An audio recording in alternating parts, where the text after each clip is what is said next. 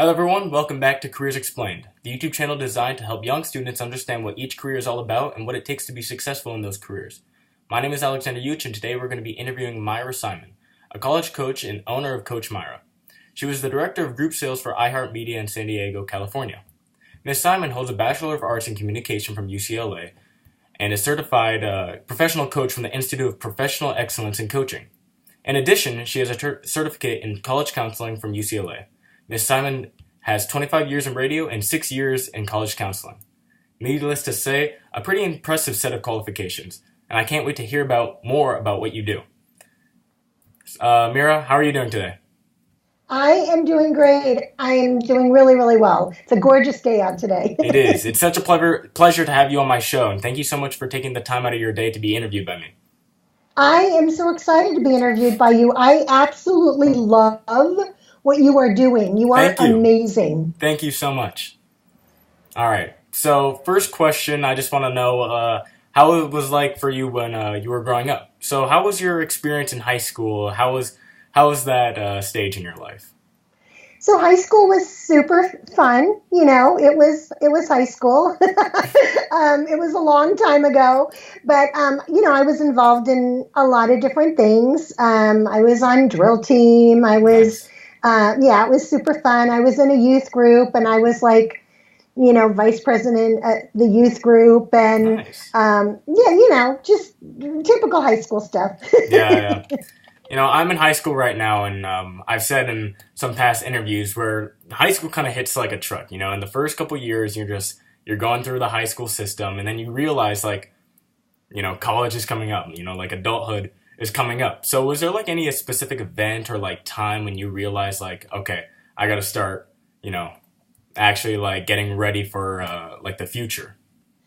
So that is such a great question, and I think that's the biggest difference between, when I went to high school and what, students like yourself are going through. I feel like high school in the very, very beginning, maybe the first couple of years, you really have a chance to sort of enjoy it. And then all of a sudden it becomes like this, precursor for college. Right. So everything that you're doing is all about what do I need to do for college, or what do I need to do to get ready for college? And that is, it is what it is.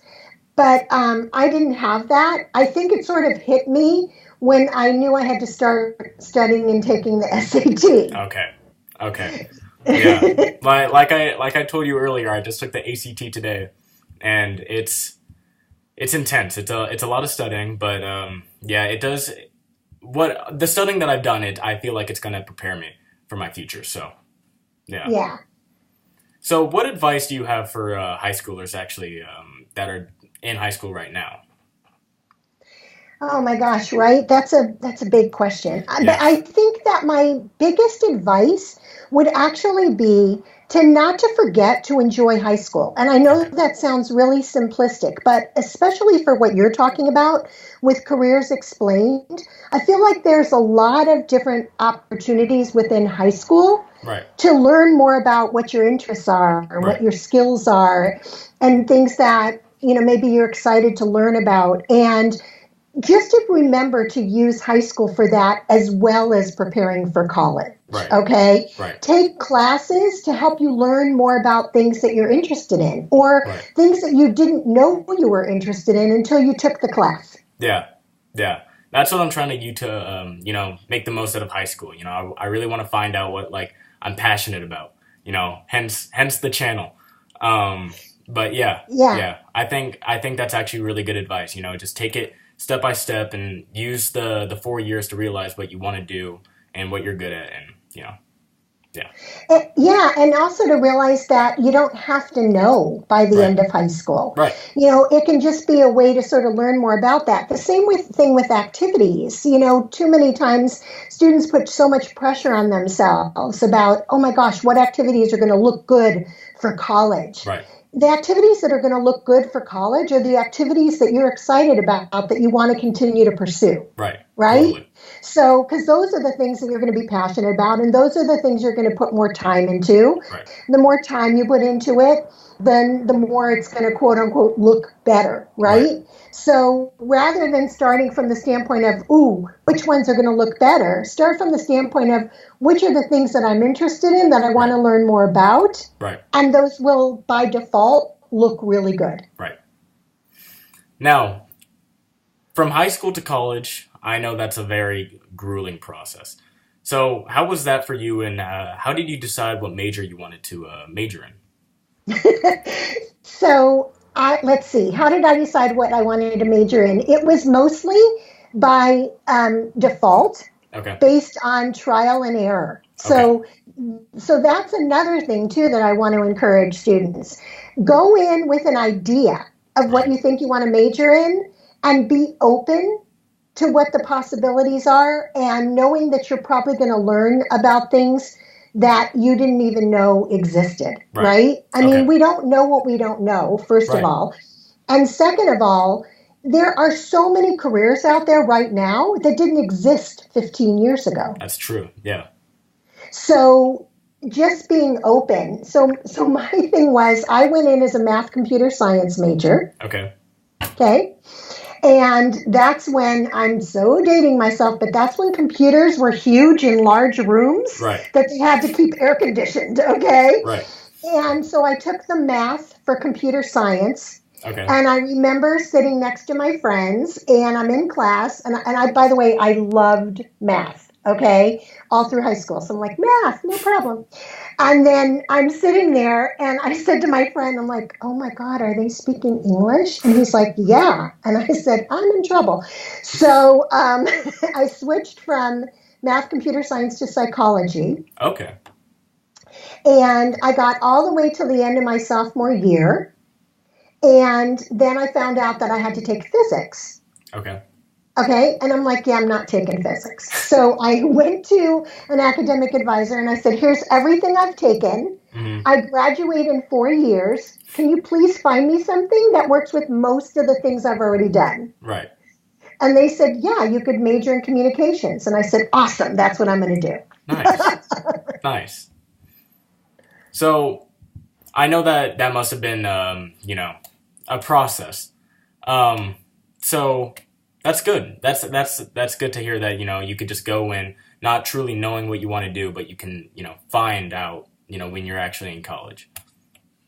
Well, and also by taking a lot of the, general ed stuff, finding out too, because I ended up taking a class in communications my freshman year and loved it. And every time I had to take like a class in that area, that's kind of what I chose. And that sort of led me to that major eventually. Nice.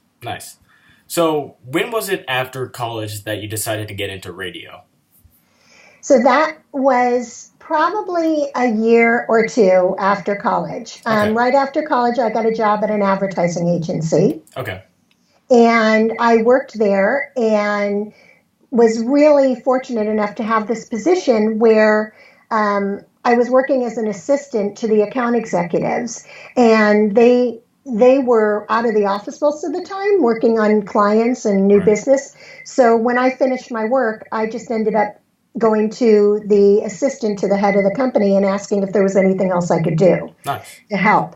And ended up working a lot in the media department. And in the media department, I eventually moved up to become a media buyer of radio advertising. And through that, was introduced to all the sales reps in radio. And eventually got on that side of the business. Nice.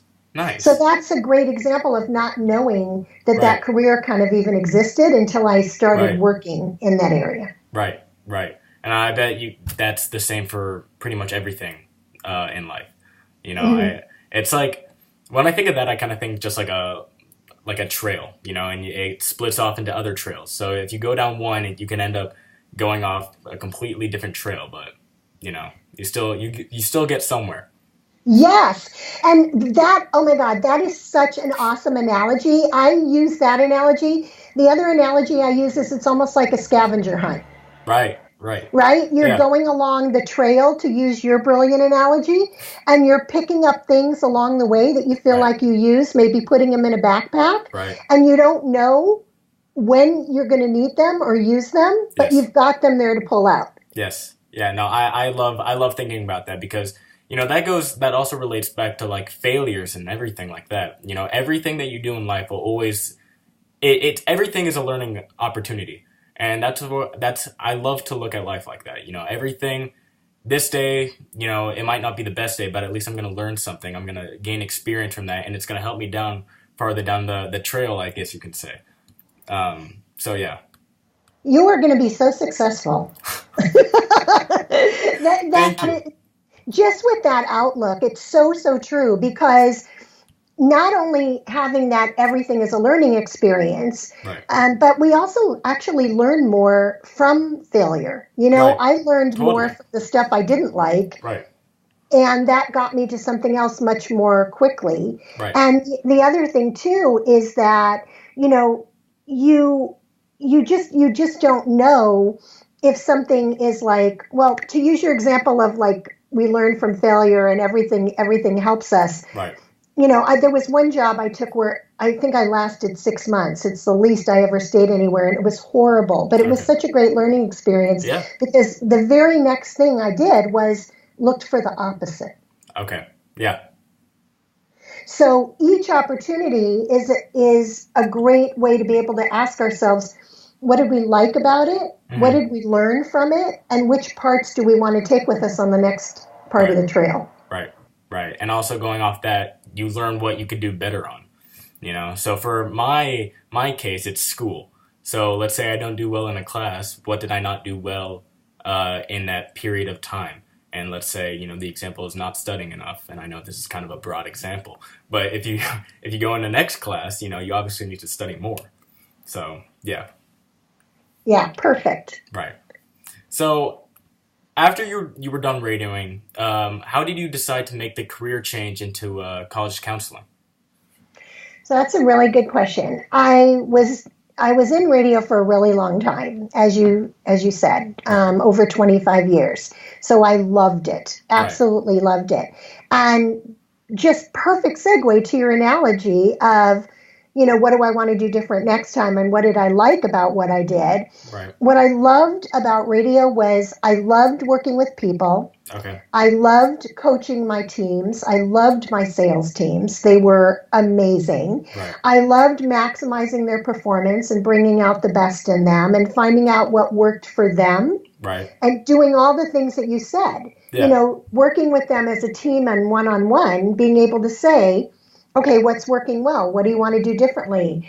How can we maximize that? What are things that we can do? So I really loved all of that. Right.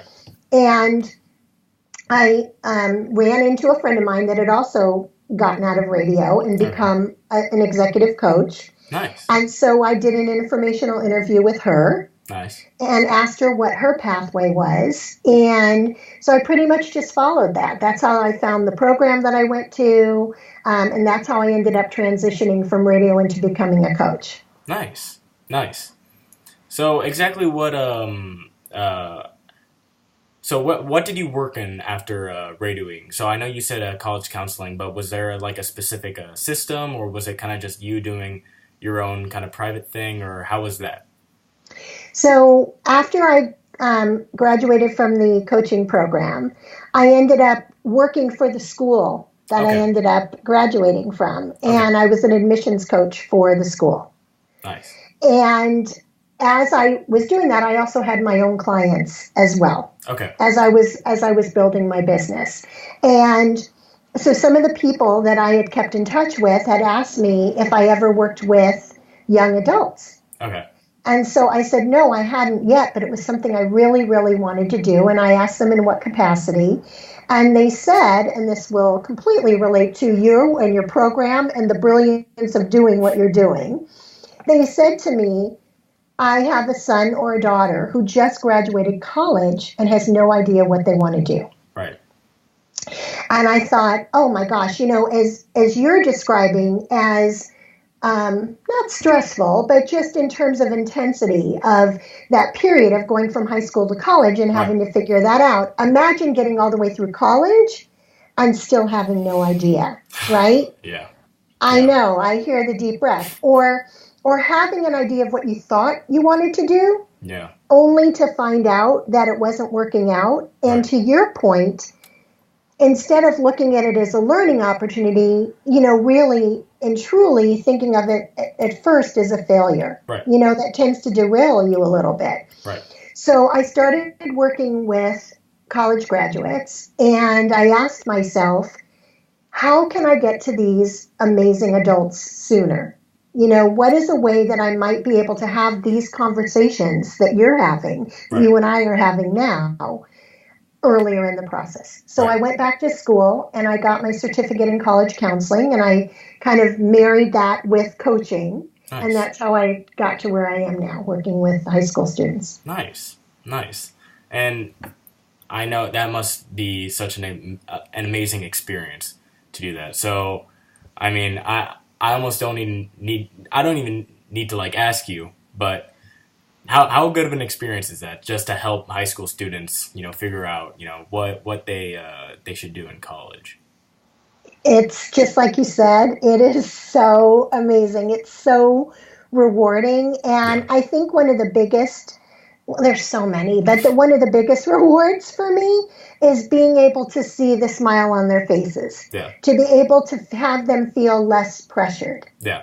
to be able to have them feel like, oh, it's okay if I don't know. Right.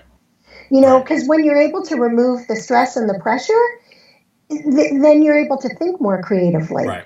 right? And you're Right. able to be more open. So if I can just sort of take that part away and have young people realize, which is exactly what you're doing, how many options there are out there and how many Right. choices, and Right. that it's okay to not know, and it's okay to gather information along the way, and it's okay to take one path instead of another path, Right. and then be able to, as Siri would say, reroute. Right. Right. And use what you learn to find a whole different way to go. Right. So it's a long answer to say it's fabulous. That's great. And I know, so basically my next question, I ask this in every interview, but what's the most rewarding? And you just answered that. So what's the most challenging part for your job? Most challenging part. So I think the most challenging part for me is that, I was in corporate for 25 years, Right. working for people, for companies. Right. So all of the things that I have to think about now as a business owner are all brand new for me. Okay. So everything was a learning experience. So, think about, and I don't think this will sound in titles. I think it's just normal. If you work for a company and your printer is broken, right? Or something is not working on the computer, Right. you're able to call IT. Right. Right? Well, I'm not able to do that. I'm IT. Right. So just sort of doing all those sorts of things, that can sometimes be challenging, but it's way smaller compared to the reward. I bet. Yeah. So kind of the basis of this interview, and I'm really happy that, it's around this. It's nothing is set in stone, and like we said, the path analogy. And I know you said, long gone are the days where someone worked in one entire area their entire life. So I know we've kind of just talked about this, but is there anything more you can elaborate with? Yes, I think that just to understand, well, maybe to explain that statement a little more, which is, it's very rare that somebody has just one job or one career for the rest of their life. Right. Right? First of all, people are just living longer. People are retiring later. Right. So that, by definition, means that you're probably going to do different things. What you start out doing at 22 may not be the same thing that you feel, passionate about or want to do at 62. Right. So that's number one. And number two is to be able to understand that and know that even if you don't find the thing, right out of college, it doesn't mean that you're not going to find what the thing is. Right. It could, one thing could lead to something else, could lead to something else. Okay. Right. The other thing that I think is super important is that there's so much pressure on finding your passion and do what you love and that it makes people sort of question, oh, maybe I shouldn't do this because I don't love it. Right. Okay. Well, maybe you don't have to work as your total passion. You don't have to be completely passionate about what you're doing. Maybe what you're doing is something you really like and you really enjoy. Right. And it allows you the opportunity to do other things you're passionate about. Right? Maybe your job is something you really like, and one of the things that it gives you is flexibility. Right? So it enables you to spend time with friends, right? Or ultimately more with your family. Or maybe you're able to coach Little League and do that more. I've got a friend of mine who has always wanted to be a football coach. And so he's not a football coach, right? But because that's something he's passionate about, every job that he's ever had, he's made sure that he has the time and the opportunity to maybe get involved doing that in some way. Nice. Does it make sense? Yes, it does. It does. Okay. So let's say someone is having a hard time finding out what they're actually passionate about. For me, I'd say if I knew what I was passionate about, like a specific thing, I feel like I'd be the type of person to just like go after it. But what about for someone who doesn't know what their passion is? What's your advice for someone in that situation? So I think that the best thing is to just keep doing things that you enjoy. Okay? Right. So it's sort of a piggyback of the answer from before. Recognize there's a continuum between liking something and, oh my God, having to be absolutely passionate about it. Okay? Yeah. Things that you like are probably going to lead you towards things you really, really like. Yeah. Things you don't like are definitely going to lead you to things that you like, because you're going to want to do the opposite almost, So that's number one. It's just to really be and paying attention to what your interests are. Yeah. What are things that you enjoy? Right. That's number one. Number two, ask other people. Ask questions, because we don't know what we don't know. So one of the things that I did a lot is I would always ask people, like, what do you do? How did you get your job? Exactly what you're doing, right? I mean, your whole premise of your company is giving you a window into being able to do that, which is super cool, and provide the opportunity for others to do that. So being able to ask people questions about, what do you do? What do you like about what you do? What do you wish that you would have done? Even learning from people, like in terms of, not everybody is living their passion in terms of their work. But if they're not, I always love to ask people, so what would you be doing if you were doing your passion? Yeah. If you were working your passion. And then the other part is, what do you like about it? And the big, big question is why? Why do you like it?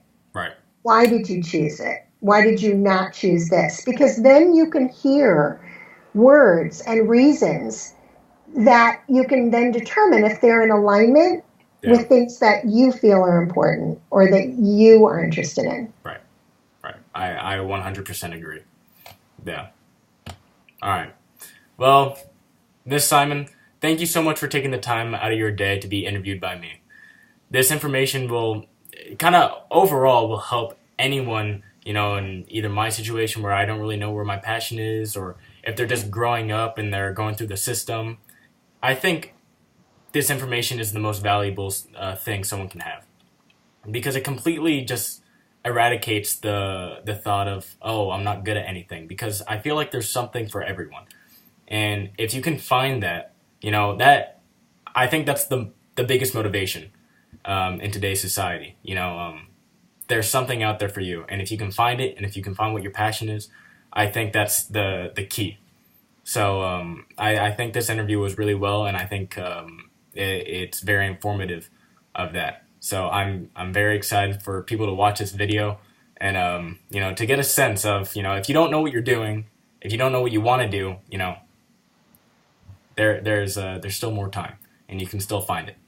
So thank you so much for telling and speaking about your life, and everything. So thank you. You are so welcome. And thank you for creating this platform for Of course. people. Of course. I mean, hopefully it helps. It's helping me. I've interviewed maybe 13 or so different professions, so I'm learning a lot. Hopefully, people who are watching this, they are too. So, yeah, I'm excited about how far this can go. I'm excited for you. Thank And you. I can't wait to watch and see where the trajectory of your life and your career goes. So, Hopefully I find my true passion, but I'm not worrying about it because I still have time. and you have probably many, many, many gifts and passions Yes. to Yes. explore, Alexander. So Yes. yeah, Thank you so much. you're gonna be awesome. Thank you. As will everybody watching this. I agree. I love what you said. Everyone has things that they enjoy. Right. Everyone has things that they're good at. Right. And it doesn't have to be award winning, Right. Right. excellent, right? It's just things that you enjoy that you probably are better at than others. Right. So you don't need to go any further than just starting there. Right. Right. Well, thank you everyone for watching. Please remember, if you like this video, please click on the thumbs up below to like this video. And remember, if you have any other friends that don't really know what they're doing, and if they're kind of lost and they don't know what their passion is, please make sure to send them a link to my channel, and hopefully that they can learn from my other videos, and this one in particular. Don't worry. So thank you again. This has been Careers Explained. My name is Alexander Lluch. Thank you, Myra, for being interviewed today. I hope everyone has a good day. Thank you.